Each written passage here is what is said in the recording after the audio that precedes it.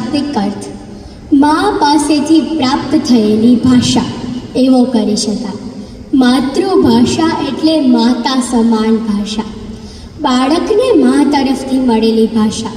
પરિવારમાં બોલાતી ભાષા એટલે માતૃભાષા.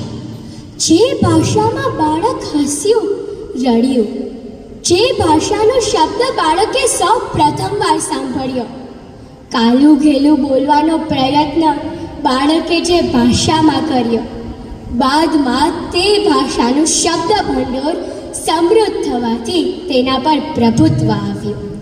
જે ભાષામાં વિચારવાનું, લાગણીઓ અનુભવવાનું તેમજ વિચારો પ્રદર્શિત કરવાનું બાળક શીખ્યું, તે ભાષા એટલે માતૃભાષા. ભાષાએ બાળકને સંસ્કાર સિંચન કર્યું તેમજ સંસ્કૃતિ આપી.